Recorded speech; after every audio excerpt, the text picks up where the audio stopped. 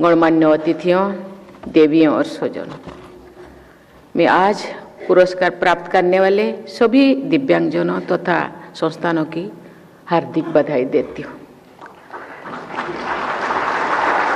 आज पुरस्कार प्राप्त करने वाले बेटियों की मैं विशेष सराहना करती हूँ क्योंकि उन्होंने जेंडर और दिव्यांगता की चुनौतियों को पार किया है तथा असाधारण उपलब्धियां प्राप्त की है।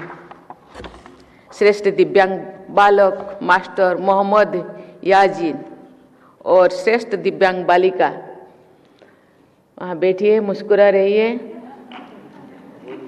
बालिका कुमारी द्रुति रांका को मैं विशेष बधाई देती हूँ।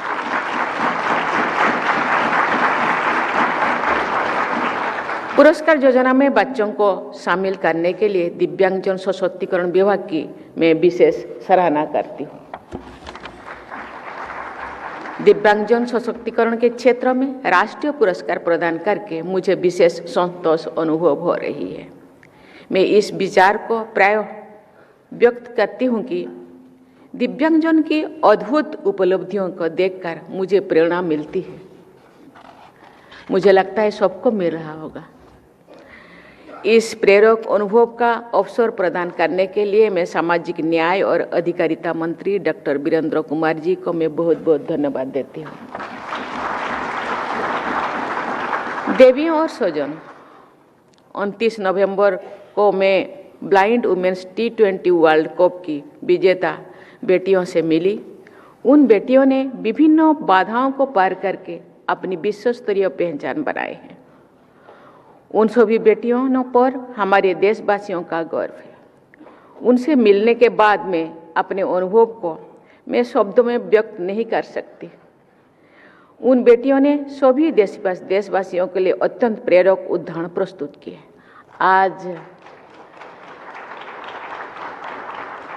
आज इस समारोह शुरू होने से पहले एक छोटी सी बच्ची हम लोगों के सामने सरस्वती वंदना की। वो पहले भी उनसे मैं मिल चुकी हूँ देहरादून में। वो जो गाना गाए सबके आंखों से आंसू निकला था उस टाइम। इसलिए मुझे लगता है उनके भगवान किसी को किसी चीज़ की थोड़ा बहुत कमी रखते हैं, लेकिन बहुत सारे चीज़ों से उनके अंतर्निहित गुण को सजा देती है। इसीलिए भगवान को बहुत बहुत धन्यवाद। पिछले दशक के दौरान खेल कूद के क्षेत्रों में हमारे दिव्यांग बेटे बेटियों ने बहुत तेजी से प्रगति के प्रतिमान स्थापित किए हैं। वर्ष 2012 के पैरालंपिक्स में भारत को एक पदक प्राप्त हुआ था। समाज और सरकार की सजगता और सक्रियता के परिणाम स्वरूप वर्ष 2024 में पैरालंपिक्स में हमारे खिलाड़ियों ने 29 पदक प्राप्त किए थे।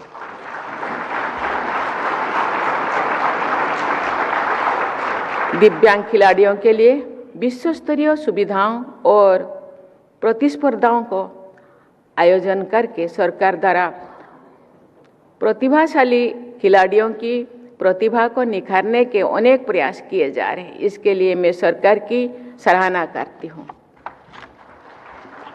देवियों और स्वजनों, मुझे आप सबके साथ ये तथ्य साझा करते हुए प्रसन्नता हो रही है कि राष्ट्रपति भवन में दिव्यांगजनों से जुड़े बहुत सारे कार्यक्रम किए जा रहे हैं। वर्ष 2024 और 2025 में दिव्यांगजनों की प्रतिभा और उपलब्धियों का उत्सव मनाने के लिए राष्ट्रपति भवन में पर्पल फेस्ट का आयोजन किया गया। उन आयोजनों में बड़ी संख्या में लोगों ने उत्साह के साथ भागीदारी की। वर्ष 2024 में राष्ट्रपति भवन में एक कैफेटेरिया की शुरुआत की गई है। वो कैफेटेरिया दिव्यांगजन चलाते हैं। वहाँ जाने वाले लोगों को दिव्यांग लोगों की कार्यकुशलता और अतिथि सरकार का बहुत अच्छा अनुभव होता है। वहाँ काम करने वाले युवा दिव्यांगजन भी उत्साहित रहते हैं। ऐसे अनेक छोटे छोटे प्रयासों से दिव्यांगजनों के जीवन में बड़ा बदलाव ला जा सकता है। देवियों और स्वजनों, इसी समाज को सही अर्थों में विकसित माना जा सकता है, जिसमें दिव्यांगजन की बराबर की भागीदारी हो। दिव्यांगजन संवेदनशीलता और करुणा के पात्र नहीं है, ये बराबरी के हिस्सेदार है।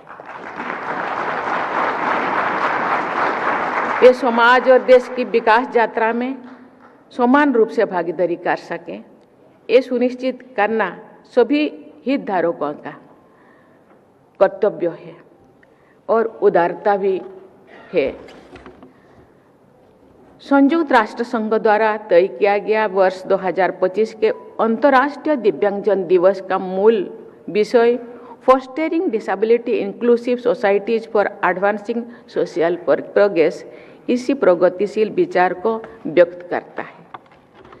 दिव्यांगजन के संदर्भ में हमारा देश वेलफेयर माइंडसेट से आगे बढ़ते हुए राइट्स बेस्ड डिग्निटी फोकस्ड प्रणाली को अपना रहे हैं। दिव्यांगजन का समावेश हमारी राष्ट्रीय विकास यात्रा का अभिन्न अंग है। वर्ष 2015 से दिव्यांगजन इस शब्द का प्रयोग करने के निर्णय के पीछे समानता से भी आगे बढ़कर दिव्यांगता से प्रभावित लोगों को विशेष सम्मान देने का भाव बोध है। ऐसे प्रगतिशील चेतना ने आरंभ और प्रसार के लिए भारत सरकार की मैं विशेष सराहना करती हूँ। वर्ष 2015 में ही सुगम्य भारत अभियान का शुभारंभ किया गया था। इस आयोजन के तहत पब्लिक बिल्डिंग्स, हवाई अड्डा, रेलवे स्टेशंस, बस टर्मिनल्स को दिव्यांगजन के लिए एक्सेसिबल बनाया जा रहा है। इसके साथ साथ वेबसाइट्स तथा अन्य डिजिटल सुविधाओं को भी सुगम बनाया गया है। मुझे इस बात की विशेष प्रसन्नता है कि राष्ट्रपति भवन को भी दिव्यांगजन के लिए फिजिकली और डिजिटली सुगम बनाने के लिए विभिन्न प्रयास किया जा रहा है। वर्ष 2016 में लागू किया गया rights of persons with disabilities act इसी प्रगतिशील सोच को एक अधिनियम का ठोस आधार प्रदान करता है। दिव्यांगजन अधिकार अधिनियम के तहत दिव्यांगताओं की संख्या बढ़ाने के साथ साथ रोजगार एवं उच्च शिक्षा में आरक्षण के प्रावधानों से दिव्यांगजनों के सशक्तिकरण को नई गति और दिशा प्राप्त हुई है। सरकार द्वारा दिव्यांगजनों के समावेश और सशक्तिकरण के दिशा में इकोसिस्टम मजबूत बनाया जा रहा है। साइन लैंग्वेज से जुड़े शोध और प्रशिक्षण, मेंटल हेल्थ रिहैबिलिटेशन तथा स्पोर्ट्स ट्रेनिंग जैसे विविध क्षेत्रों में दिव्यांगजनों के हित में राष्ट्रीय स्तर पर अनेक संस्थानों की स्थापना की गई है और बहुत प्राइवेट संस्थाएं भी चलाया जा रहा है। लाखों दिव्यांगजन को यूनिक डिसेबिलिटी आईडी कार्ड्स दिए गए हैं। इससे वे दिव्यांगजन विशेष सुविधाओं से लाभान्वित हो रहे हैं। शिक्षा सशक्तिकरण का सबसे प्रभावी माध्यम है। राष्ट्रीय शिक्षा नीति 2020 में दिव्यांग बच्चों को अन्य बच्चों के समान अच्छी शिक्षा के अवसर प्रदान करने का प्रावधान किया गया है। सरकार के साथ साथ समाज को भी दिव्यांगजन के हित में जागरूक और सक्रिय रहना चाहिए।